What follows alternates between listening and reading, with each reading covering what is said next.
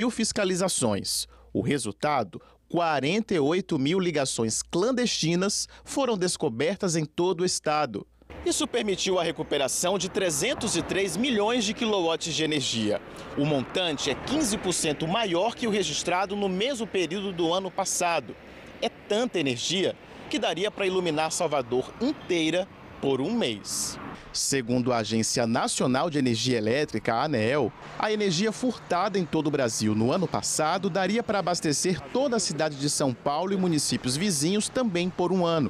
Um prejuízo financeiro que ultrapassou os 8 bilhões de reais e que vai direto para a conta dos consumidores. Vale lembrar que fazer gato de energia é crime.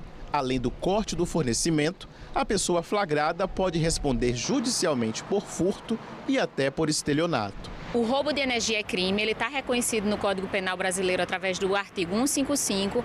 Esses processos todos, eles são colocados na justiça, a gente faz a abertura de BO e pode até chegar a 8 anos de reclusão. Agora a gente vai mudar de assunto. Vem cá, mulherada, e não é só mulher não, homem que também é vaidoso, você já ouviu falar no chip da beleza? Gente, tem muitas famosas usando aí, viu? O chip da beleza nada mais é do que um tipo de implante que promete resultados rápidos para perder peso. Há quem diga, há quem pense também que melhora a pele, o cabelo. Nesse implante é liberado um hormônio masculino chamado gestrinona. Na verdade, ele foi desenvolvido para controlar doenças relacionadas ao ciclo menstrual ou ainda ajudar na contracepção.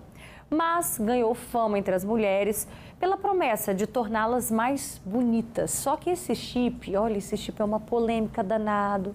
E não pode, não deve ser usado por qualquer mulher, muito menos sem recomendação médica. E a gente vai falar sobre isso, porque um monte de gente tem curiosidade. Ah, eu tenho vontade de colocar, mas não é assim. Vem cá, porque aqui no nosso estúdio eu recebo a endocrinologista, a doutora Sabrina França, que é linda de natureza, tá? Não colocou chip não, né, doutora? Imagina, Roberta, obrigada. Boa tarde, seja bem-vinda ao programa. Eu queria que você explicasse pra gente.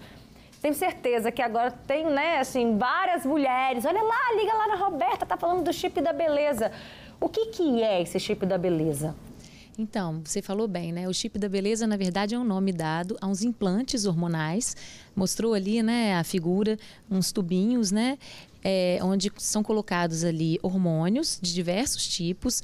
É muito falado do hormônio gestrinona, porque a gestrinona é um hormônio usado para tratamento de algumas doenças, como endometriose, mas não na forma de implante, na forma oral. Já foi usado, hoje nem é mais tão utilizado.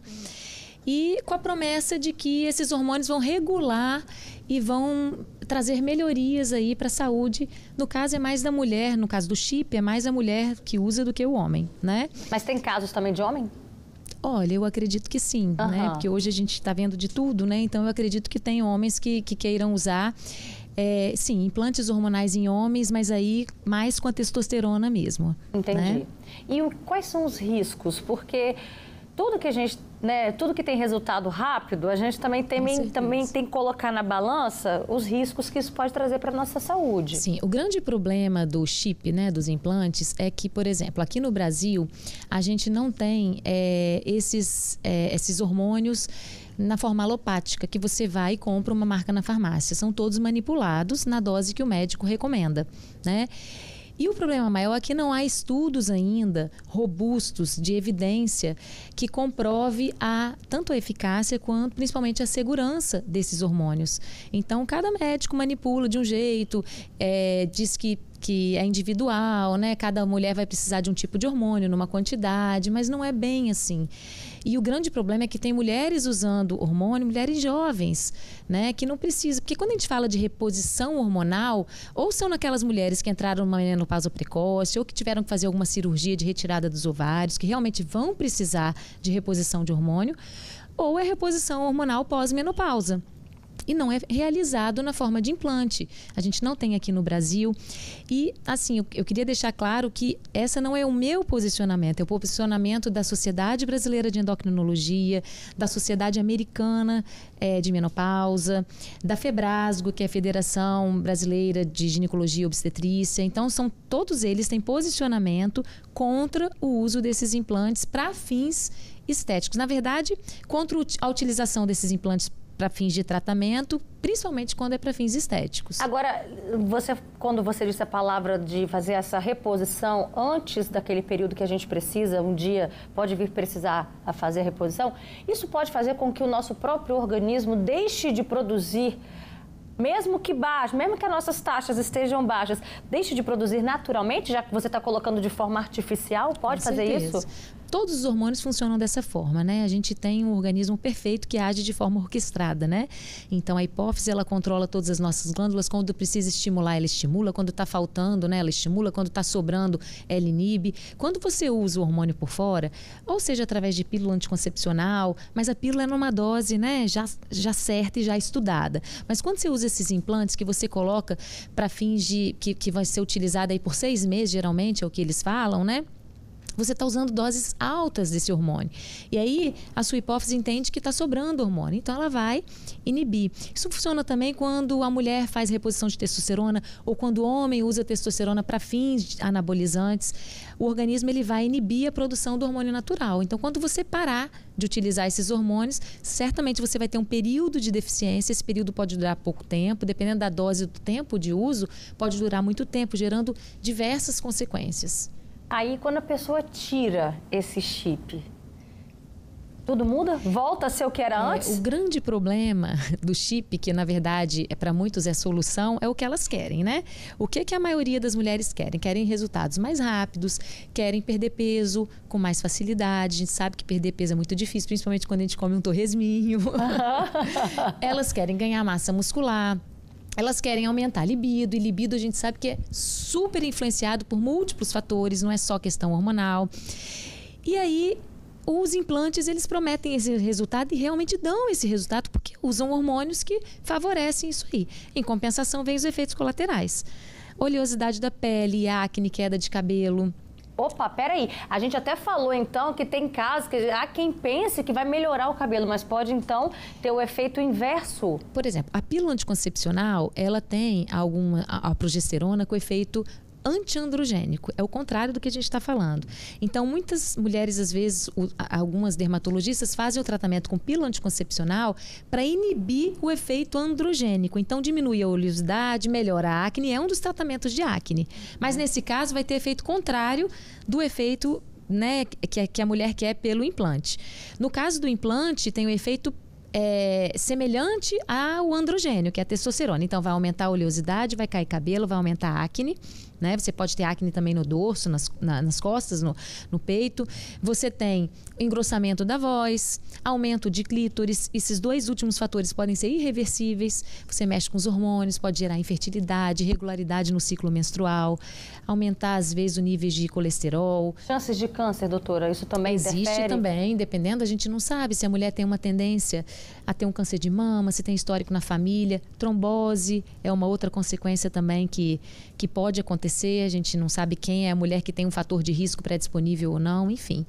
São muitas as consequências. E olha só, esses dias a Pétala Barreiros, a PO de A Fazenda, que por sinal ela é uma mulher muito bonita, ela virou assunto em todos os sites de celebridades por causa da voz dela. É que durante as discussões na casa, a voz da Pétala muda muito, ela fica grossa e ela não consegue falar muito alto. A família da Pétala disse que essa alteração começou depois que a influenciadora colocou o chamado chip da beleza. Eis aí, então, é dele que a gente está falando. Ela, né, a irmã também tem um implante. Ela e a irmã têm um implante com um hormônio há muitos anos. Pode isso, doutora? Quem tem, então, ficar anos com esse chip? Poder não pode, né? Não deveria, não é recomendado pelos especialistas, né? Utilizar nenhuma vez, quanto mais tanto tempo. O problema é que a gente não sabe a dose do hormônio que está ali dentro, né? E qual é o tipo de hormônio? Tem uns que são mais ativos do que outros. Então, esse engrossamento da voz, você provoca uma alteração nas cordas vocais e é irreversível. Eu tô vendo ali na pele, ele fica por baixo, né? Ele é subcutâneo, mas dá pra ver? A gente consegue tocar nele ou não? Não. Tenta colocar por baixo da gordurinha da pele mesmo, entendeu? Pra poder não ficar aparente, esteticamente, pra ficar ok. E tem que fazer manutenção? De quanto tempo? Como é que funciona essa manutenção? Olha, Roberta, essa também é uma dúvida minha. Como eu não trabalho com isso, eu não sei exatamente como funciona, mas geralmente não. Geralmente a pessoa coloca e vai durar 6 meses. E aí faz um acompanhamento médico, vai fazendo as dosagens. Eu não sei se nesse período, se achar que está caindo muita dosagem, se faz um novo implante. Eu só sei uma coisa: se a dosagem estiver excessiva e o paciente apresentar alguma complicação, esse implante vai ter que ser retirado.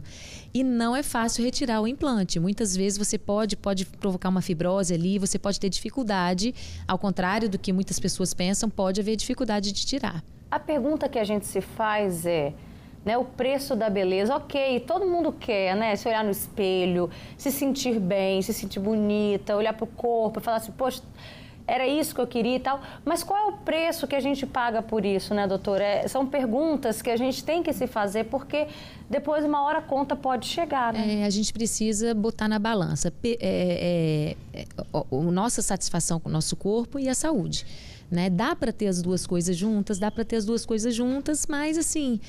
É de cada um, né? Cada um vai tomar a decisão. Eu acho que é importante a gente estar aqui hoje falando para divulgar, né, os prós e os contras de tudo na vida, né? Tem ônus e tem bônus, né? Então, se o ideal hoje da pessoa é mudar o corpo, é ter uma estética mais favorável, ou porque ela precisa daquilo, ou porque ela quer muito, tudo bem, ela vai arcar depois com as possíveis consequências, né?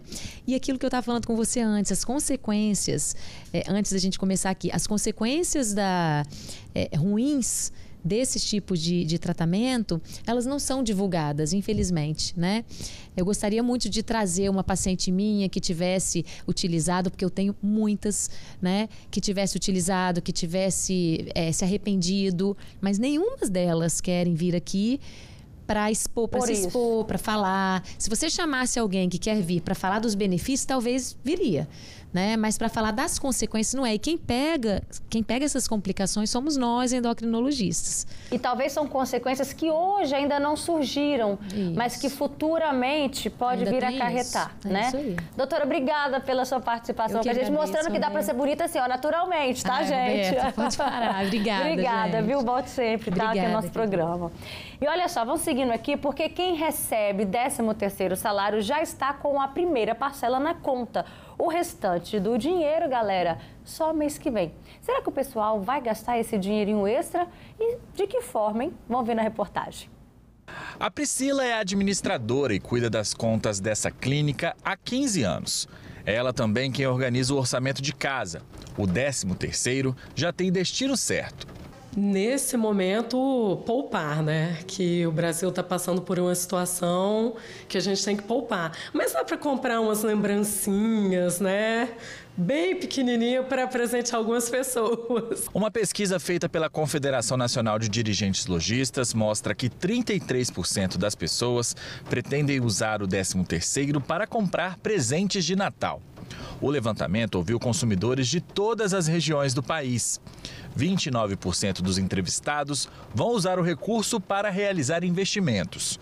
17% querem usar o dinheiro para ficar com o nome limpo. Tá tudo comprometido já. O quê? Apartamento, conta, enfim, filhos, tem muita coisa para gastar. Na casa da Elizabeth, o 13º será usado para as férias do ano que vem. A gente não faz muito plano com o 13º, não. A gente deixa ele mais guardadinho, mas para viajar mesmo, porque as férias dele é em janeiro, né? Então...